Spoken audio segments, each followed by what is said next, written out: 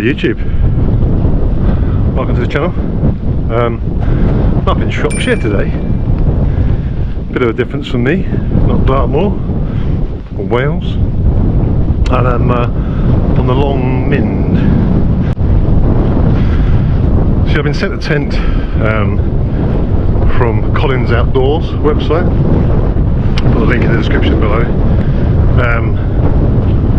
And it's a tent I've always quite fancied actually. There's a few reviews out there on it, but I'm looking forward to trying it out. I tried it up in the garden and it seems good, but I've separated it out so that it's easier to pack, and I'm going to take it out tonight. So they also put a stove inside the box. So it's basically, I don't know if you've ever seen a Soto Windmaster stove, which is quite an expensive stove, Japanese made, and it's a really good stove. Not the smallest of stoves, it's not like the BRS, but they obviously do a direct copy of it because it is pretty much exact, even to the spring off pot holder. So I'll show you that later as well. Okay, so I've put the tent in a seat-to-stomach compression snack. This is a 20 litre one, which I think is too big. I could probably got away with a 10 litre, but I might have a look at that and keep this for my sleeping bag instead. So packed down relatively small. It's hard to see on the camera because it makes it look huge in comparison to my head. Any comments about that being big will be deleted. Poles. So I've taken this apart so the poles just fit down the outside of the bag. I haven't brought the pegs. I've got my own pegs, the Eastern 9-inch Eastern pegs, and then you have a ground sheet with it as well. Now, the ground sheet or the footprint is a bit different because you fit it after you put the tent up, which I think is a bit odd because you can't peg it to the ground. It's got hooks on it, I believe. I haven't tried it yet. And you put the tent down first, then you lift it up, put the ground sheet underneath it, put it back down again. But it's a semi-freestanding tent, so you can move it about once it's up, just so you haven't got the vestibules pegged down. But I'll get it up now and I'll show you. So it's a bit lumpy bumpy here, but it's relatively flat. So I'll get this set up. I'll just talk you through it briefly, it's quite easy. So you need 4 pegs first off, 1 for each corner. Peg those out, then we put the poles in.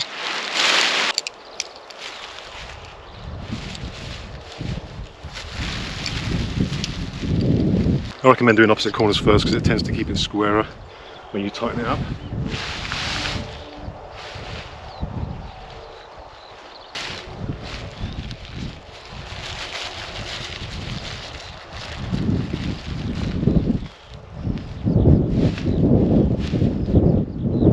Okay, get the 2 cross poles in.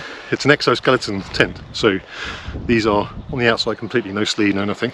You just click them into the 4 corners.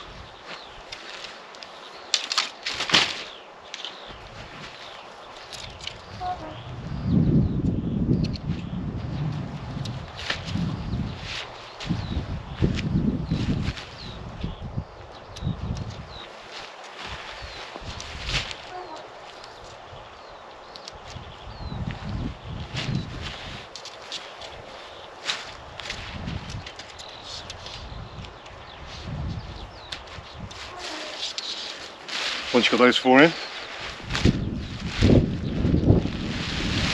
take the centre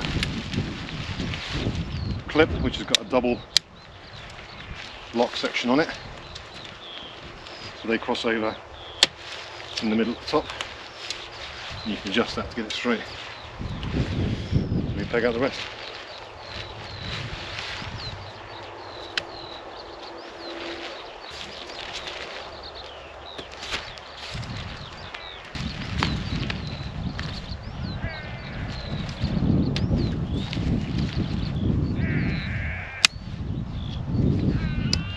So once that's done, you then have the spreader bar which goes across the top. That gives you the internal width at the head height, and also more stability because it gives it 3 poles.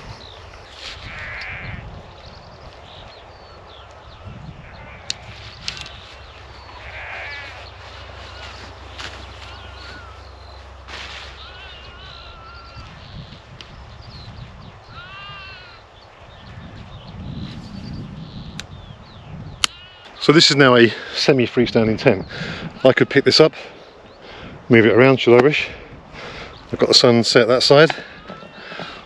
Sunrise hopefully be that side in the morning, assuming the world is a globe and not flat. But yeah, without pegging the vestibules out, I can take the pegs out now and move it about. But I'll also show you how you put the footprint on. And I'll unclip 2 pegs and you tilt it up and then you attach the footprint. I'll show you. So first time out of the bag,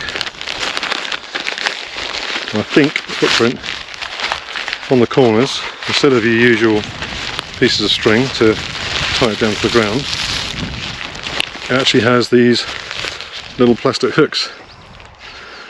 So you could put a peg through there, but this is apparently how you're supposed to do it.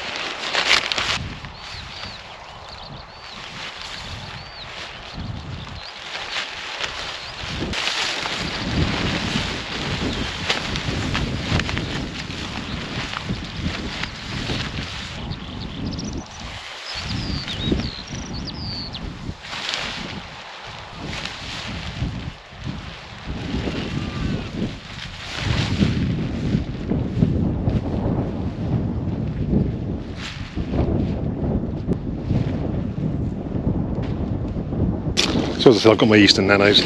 The tent comes with 12 pegs. So you have 1 on each corner, it's 4. 1 on each vestibule, 6. 1 on each a guy outline on each part of the bar, and I'll show you that in a second, on the poles. So 10, and there are also 2 for the foot and the head end of the tent as well. So I'll show you those as we go around. And we're going to use 1 on here. It does have 2 loops. So there are 2 loops for the vestibule.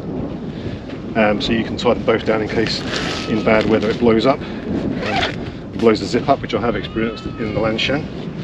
So it does happen.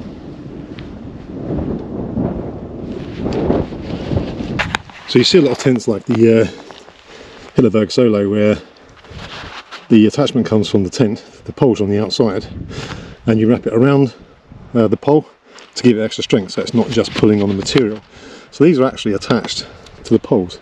It's a small piece of aluminium, hopefully you can see it there, and around out of the light. There's a small piece of aluminium there, and you've got your guy out points, so the tension is on the pole and not on the material of the tent. Okay, so that's it fully pegged out now. One of the good things about this tent is that the vestibules are on different sides, each side, if you know what I mean. The door to open is on this side, on the right hand side, this side. So if you open this up and you're cooking inside there and the wind changes and comes back this way, you can use the other one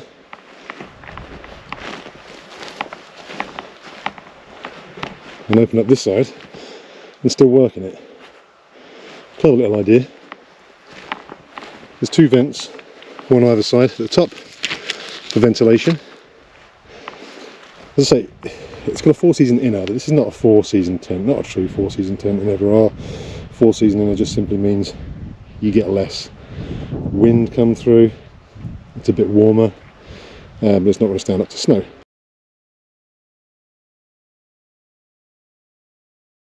But this has got a pretty low floor, and once you've done everything, guide it all out, then you've got these little strapping points here so you can tighten it all down, make sure it's all dead taut.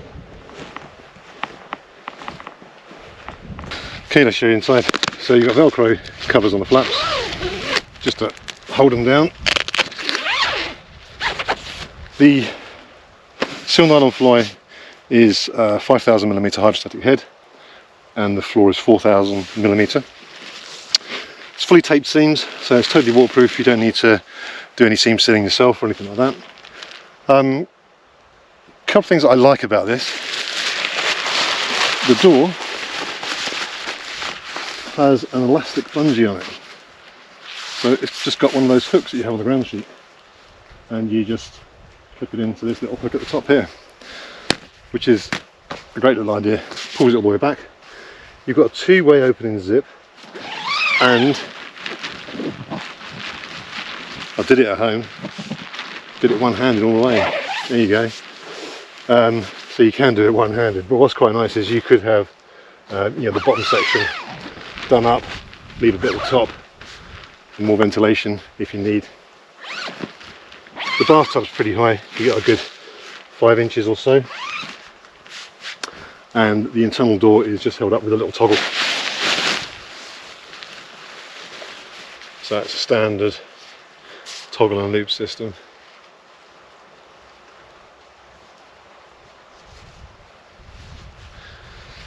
Obviously you could pull the other door back as well, so you could have this open fully.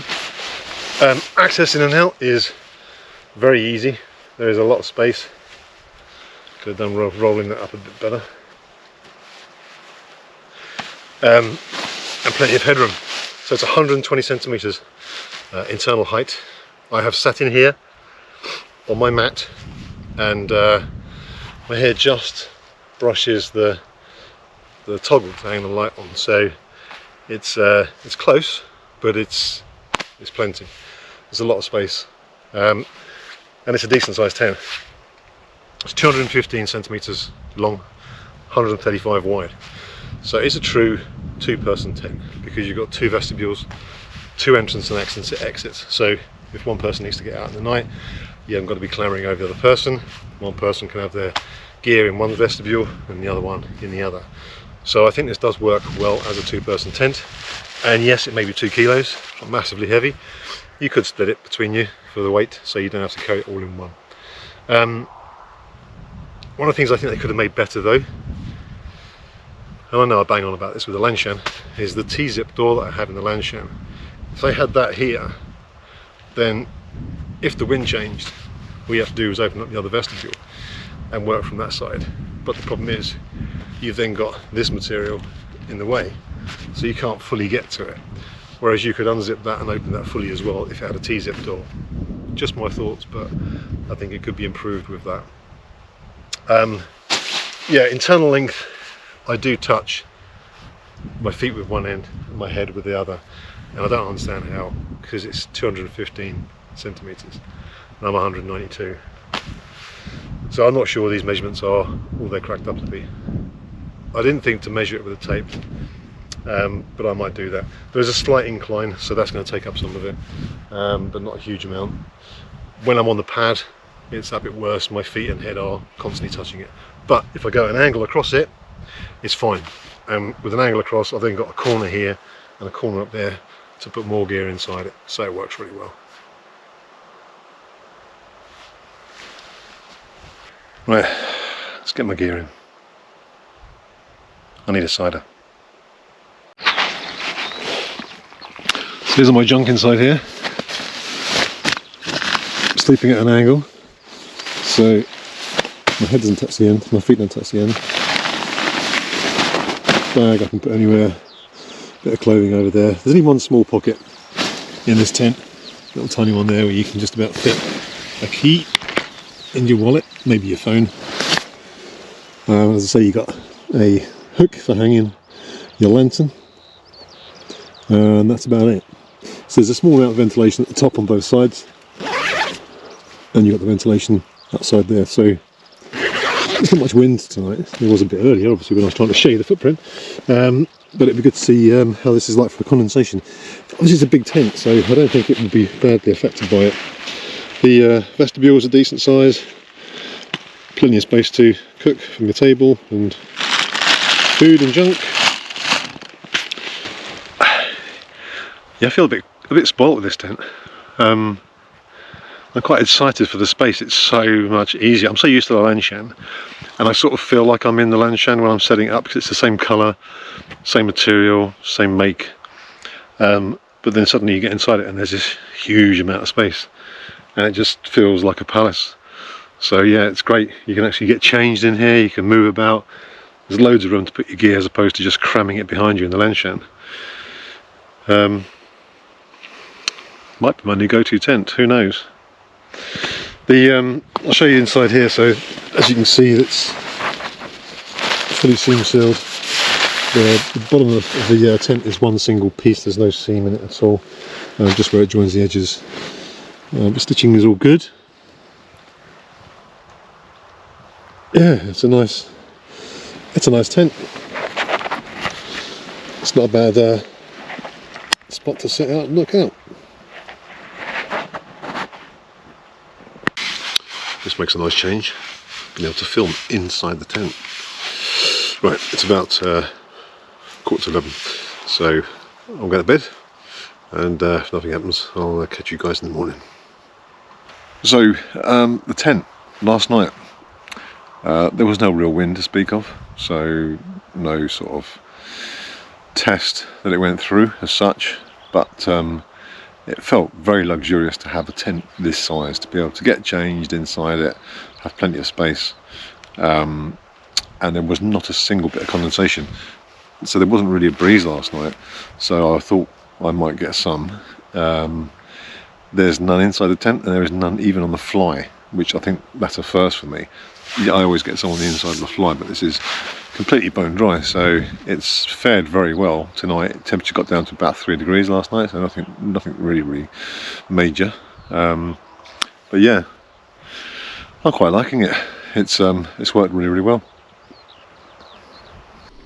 So, my verdict on the Taiji 2 from 3FUL. Great tent, I really liked it. It wasn't put to a test last night. There was no gale force winds or horrific rain, so I will continue to use it and do a long-term test on it. But I had no condensation this morning whatsoever, inside or on the fly. So yeah, it's spacious, it's not a bad weight, price is good. So if you do want to buy it, I'll put a link in the description below. Collins Outdoors. Their prices include tax, so there's not like AliExpress where you have to add the tax onto it afterwards. So that's all included, so you know exactly what you're paying. Yeah, if you want to buy it, hit the link and enjoy the tent. It's a good tent. So I hope you enjoyed the video, guys. If you did, hit the like button, it means a lot. If you're not a subscriber, hit the subscribe button, and I'll see you all in the next video. Cheers.